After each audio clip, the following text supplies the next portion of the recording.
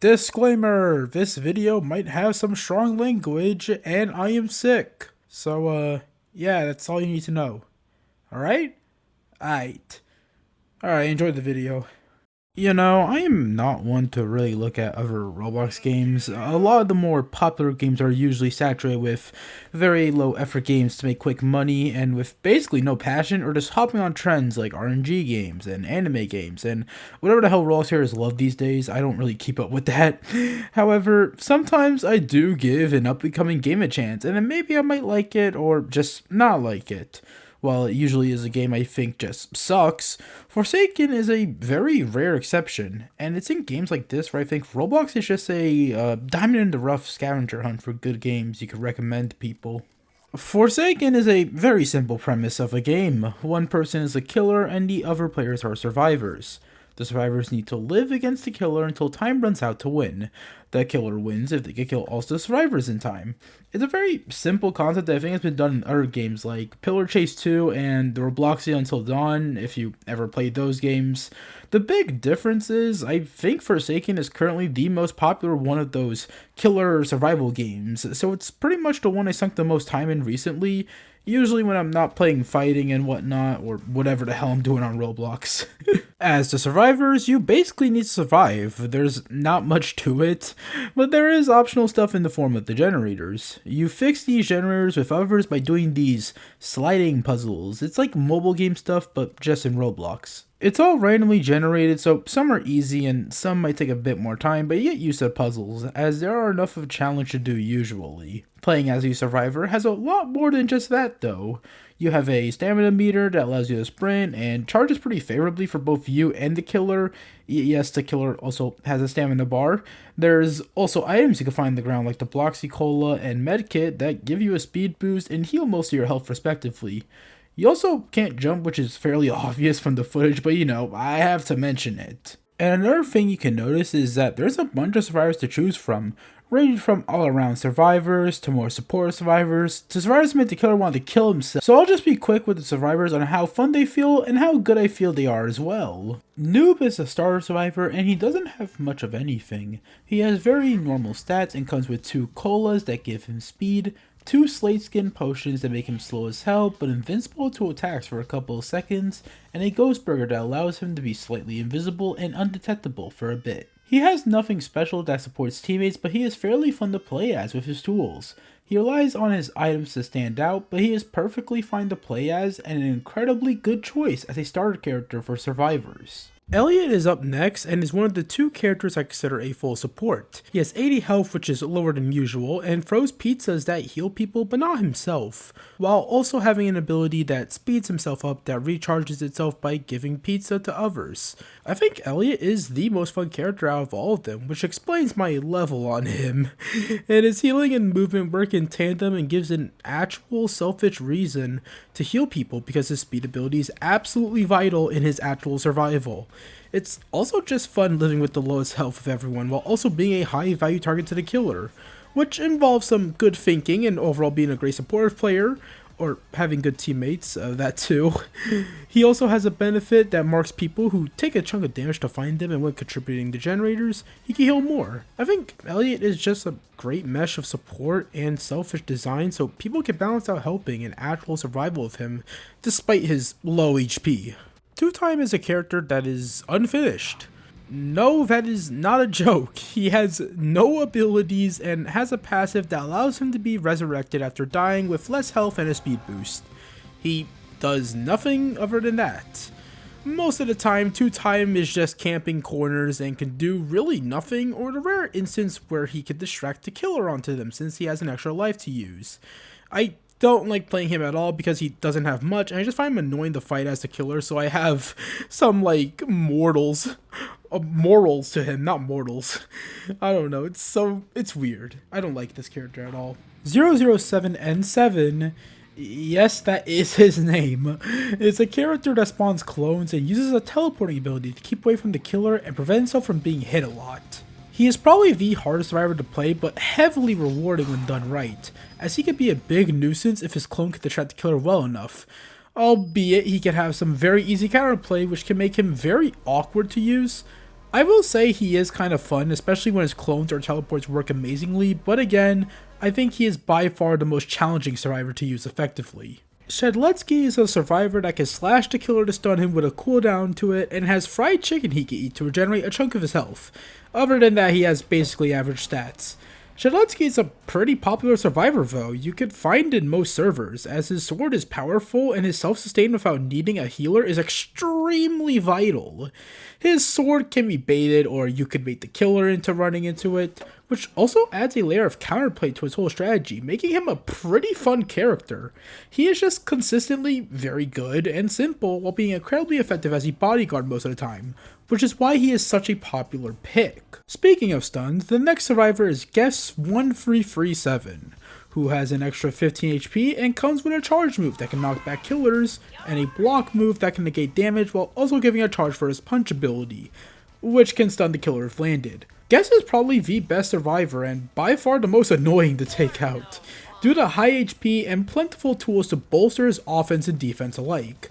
Granted, he can be worn down hard, especially without something like an Elliot to help him out, and a Guess missing his block can be absolutely detrimental to the Guess because of the commitment, but he is a survivor you need to fear a lot of the time. I would also think he is fun along with all those other quote-unquote stun survivors, since longevity and other things, woohoo!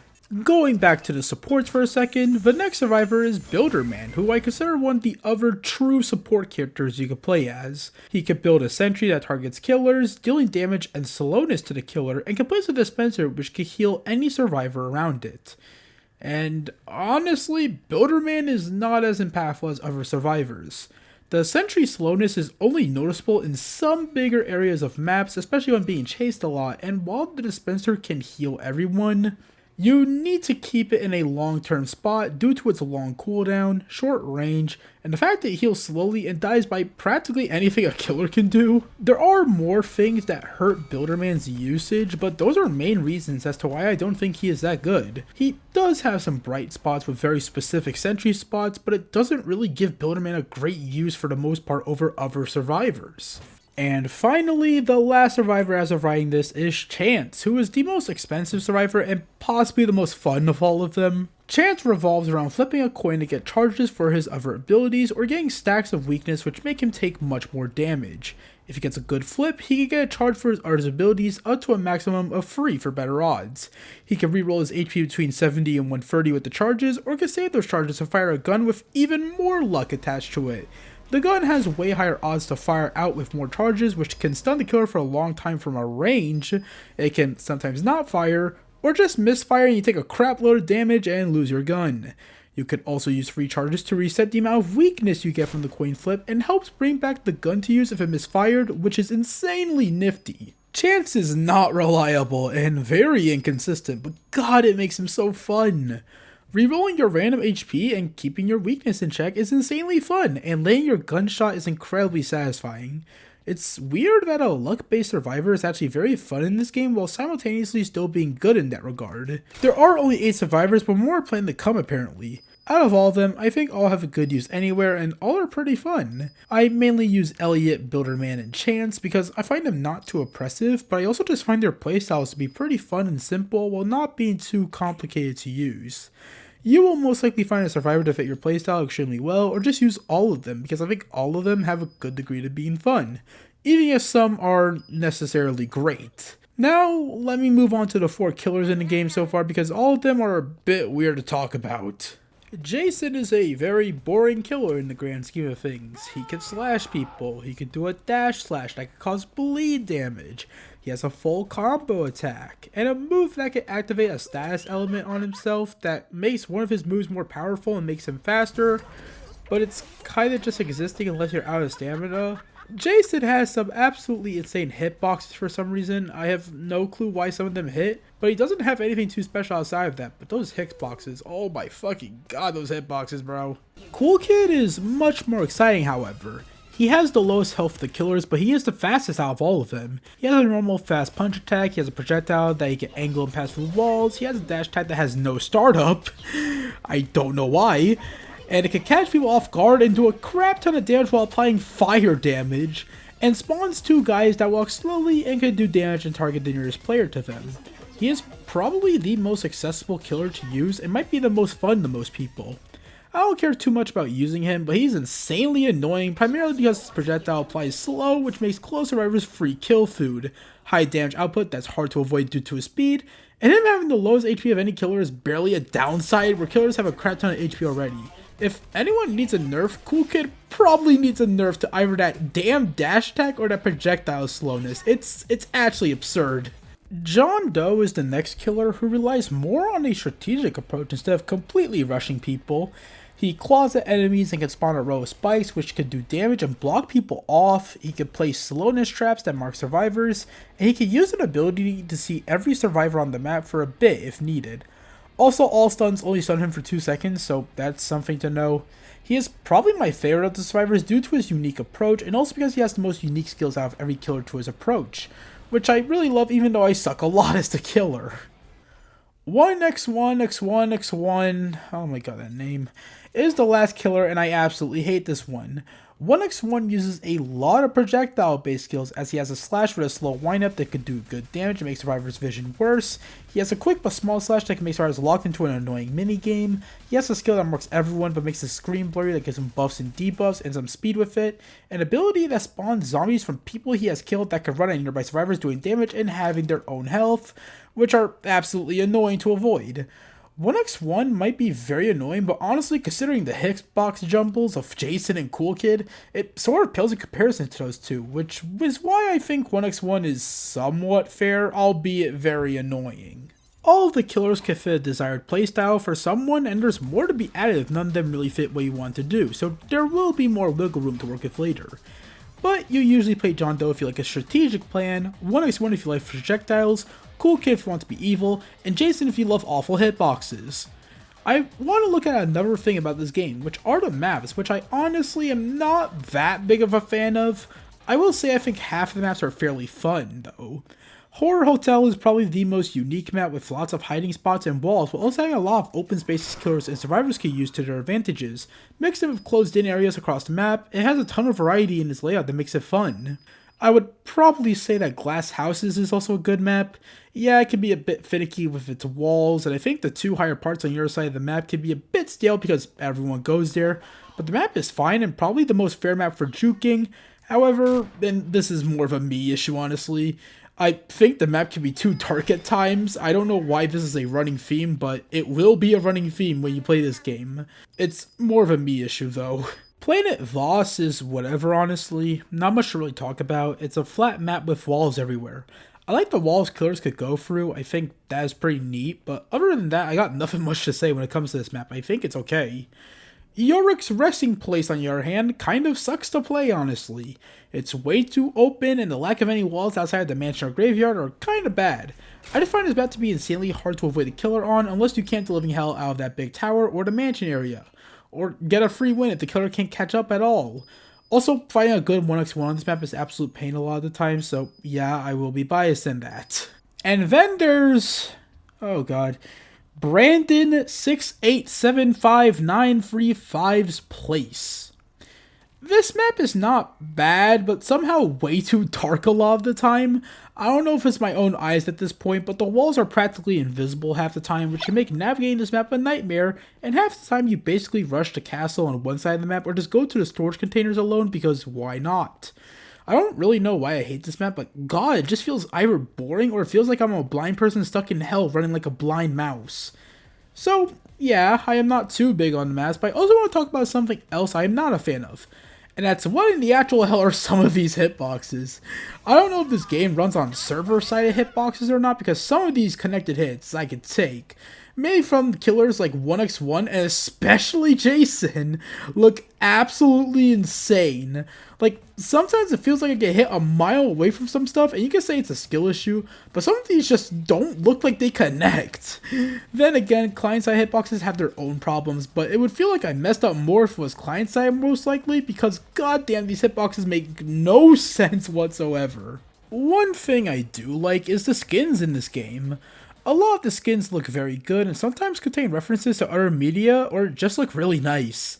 Some contain special voice lines and tons of other cool stuff, so the effort on the skins is pretty sick. There's also these milestones for level skins for some of the survivors, and thankfully most of the skins aren't overly priced and are guaranteed once you buy them, which is also nice.